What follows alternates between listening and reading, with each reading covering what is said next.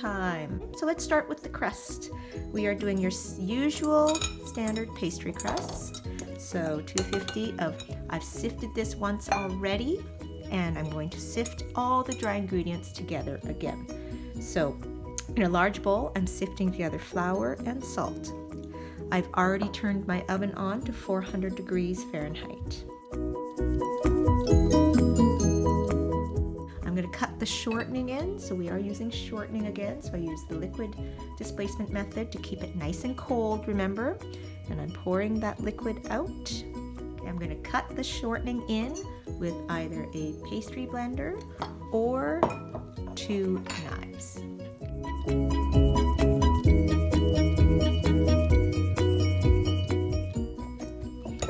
Okay, you want your mixture to be the size of small peas. Okay, your chunks to be small peas. Okay. Once you've done that, we're going to sprinkle in the ice cold water. So I've got some ice cold water. We're going to take a spoon and measure out 30 to 45 mils. So I'll start off and just sprinkle that little at a time all over. And we're tossing that with the fork.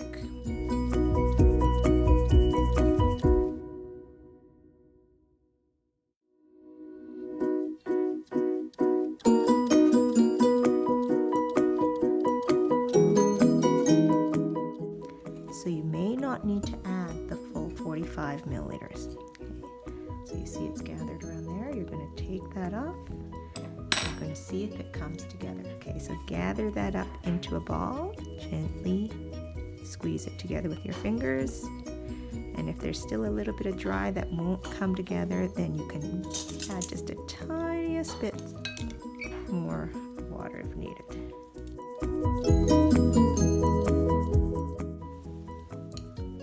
Okay, so it should come together like a ball. If you had to add that extra water, you can, so that it holds together. There should be nothing left in your bowl. Okay, we're going to flatten that into a flat disc and wrap that up. We are going to do the filling now as the crust is chilling. We have, make sure you measure out your ingredients first, and you make sure everything's as clean as possible before you separate your eggs.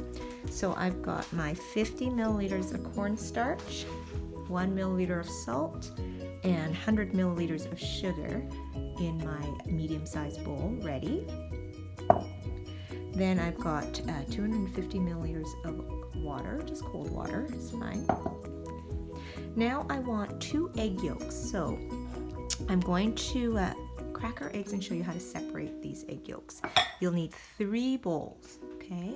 1 to put the yolk in, 1 to put the white in, and then to transfer the white into the bigger bowl. Okay, here we go. Crack that. The easiest way to do it is to do it into your hand. Okay, so I'm going to crack that into my hand and let that egg white just fall between my fingers. Okay, if you just give it a little shake, let gravity pull that egg white through your fingers, and then you're left with just the yolk in your hand. Okay, put the yolk in a separate bowl.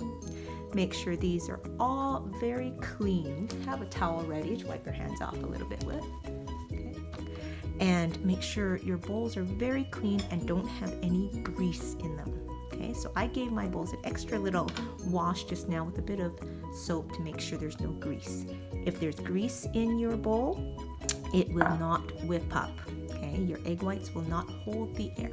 So let's try that again. So now I'm going to set the yolk aside. I'm going to do it over the empty custard cup. I've poured the white into my big bowl, and now we'll do this one. That way, if the yolk breaks in this one, I still have my good egg white here. I haven't wasted 2 eggs. I've only wasted 1.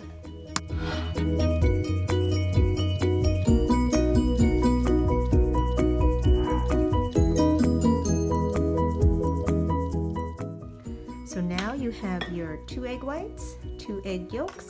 Set those aside for a moment and make sure you have the rest of your ingredients, your margarine, So be careful not to measure your margarine or butter before doing your egg whites, because you might get greasy fingers or greasy containers. Okay? And finally, we have some lemon juice. So I've taken a fresh lemon. Okay? I have zested the outside, so we have some lemon zest as well, the peel, which has all the flavor. Remember not to get the white part, only the yellow. Okay? And you can put as much or as little as the zest in if you like. That is optional. Okay? But you can juice your lemon. Just squeeze that in there. But don't forget there's seeds in here, so you'll want to strain that out. You need 40 mils of lemon juice. If you don't have fresh lemon juice, you can use the bottle. So you're going to start to boil your water. And what we're going to do is do the double boiler method of creating a custard. This guarantees that your eggs will not cook. It will cook your custard a little bit slower, more controlled heat, and you're not as much of a risk at scrambling your eggs. We still have to do the tempering stage though. So we'll bring that up to a boil, and then we're going to add water to this bowl. You want to mix that up well before you put your water in to separate the cornstarch granules. So you want the sugar in between each little particle of cornstarch so that it will allow the cornstarch to be separate and absorb the water separately, not in clumps. Okay, we are on step number 2 now. We're going to add the water and still stir until it's all blended. So we'll add our 250 milliliters of water and stir until you've got it all blended in.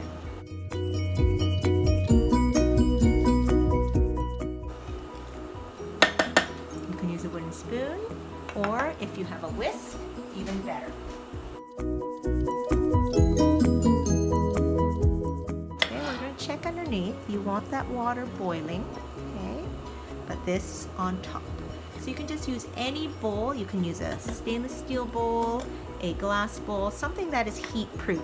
You obviously do not want to put a plastic bowl onto your hot boiling water. If you have a double boiler at home, the type that has one pot on top of the other, then go ahead and use that if you have one of those. All right, we're going to cook this until it gets thick. So right now it doesn't look like much. It's cloudy, it's watery, but you're going to wait for that to get thick and translucent from cloudy to clear.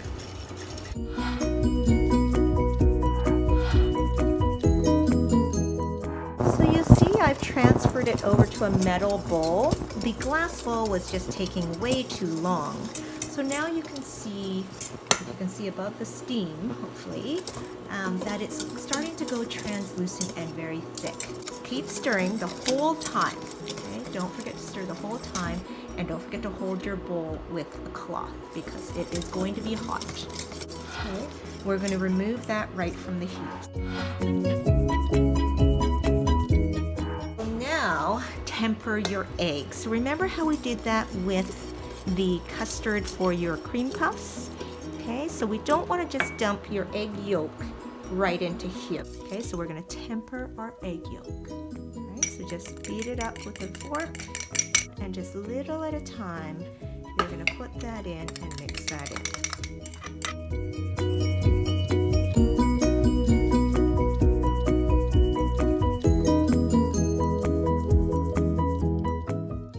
I can feel that yolk is now warm.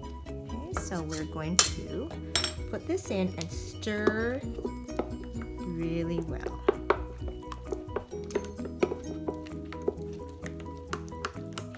So don't forget we're going to need to put this back onto the heat. So don't get rid of your boiling water just yet. Just set it aside, or take your bowl off and set it aside, and then keep your water boiling on the stove. Make sure you don't get any yolk into your egg whites. Set your egg whites far away so that they don't get egg yolk in them. So look, that's nice and smooth, no lumps, no scrambled egg. And we're going to bring that boiling water back. That's why we put it on the boiling water instead of boiling our mixture. this is where you do run the risk of cooking your egg a little bit. The egg is in here to help thicken it.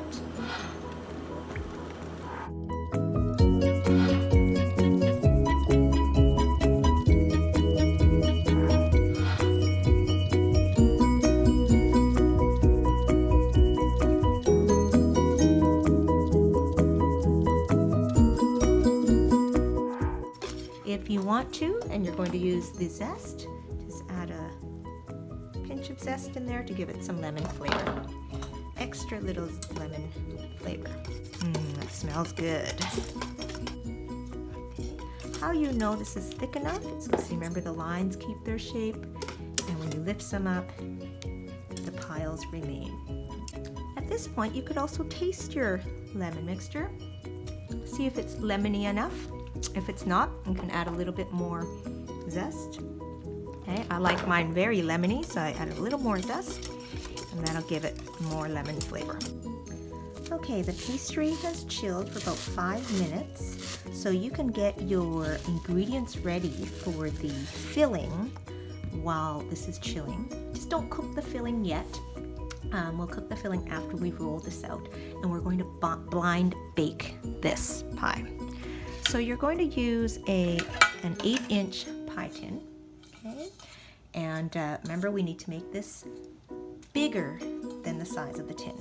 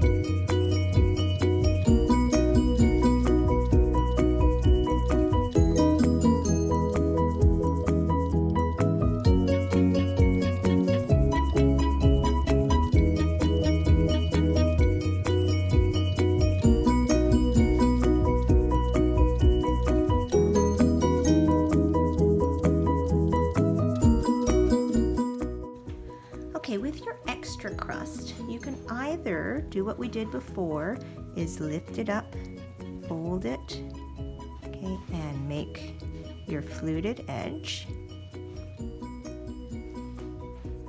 It's nice to have your fluted edge standing up above the pie plan, and just use your fingers and thumb to do that. Okay, so your finger and thumb opposite each other. Okay, so that's one option. Or the other option is to cut off your extra. Okay, so cut off any extra. You can also use a knife, a sharp knife, to cut the sides off if you want. If you don't have kitchen scissors available, you can do it this way.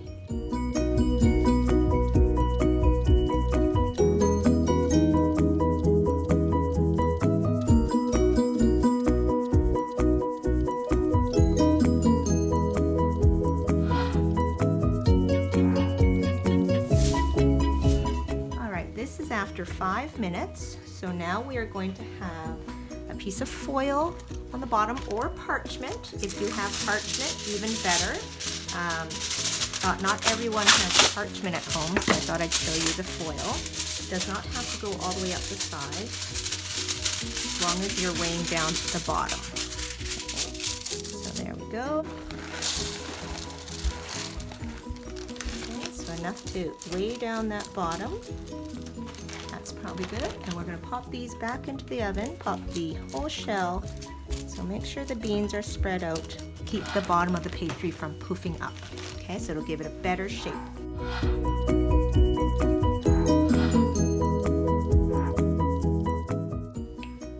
Okay, the crust has cooled a little bit now, and we've got our custard.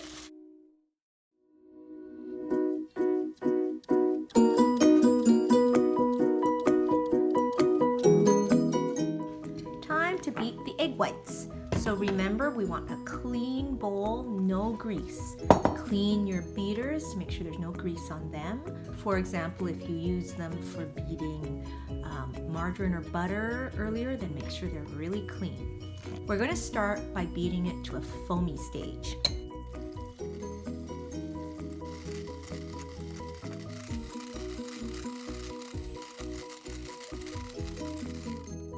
There's nice foam. Okay. Lots of air in there, and it's starting to go a little bit white. So at this stage, we can put in our cream of tartar. If you don't have cream of tartar at home, you can omit it. It just helps keep your egg foam hold its shape. So not a big deal. Your egg whites just might not hold their shape quite as well.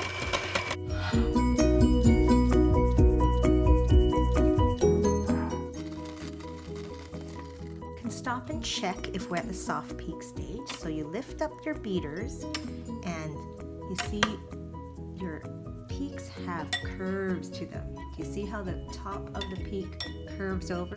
At this stage, we're going to gradually add your sugar. Okay, so in one long stream.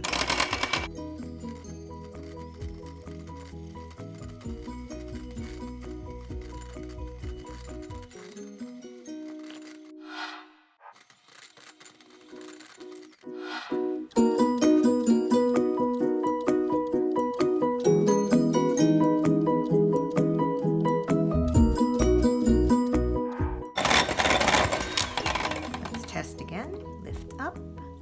There's your stiff peaks.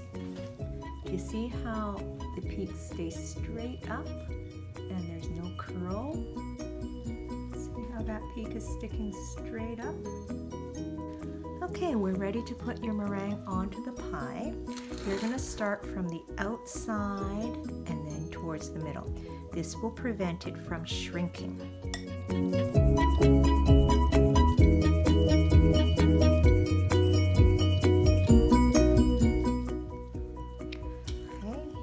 Spatula to smooth it out a little bit. Making sure it's touching the edge of the crust. Okay, you don't want to see any of the lemon showing through.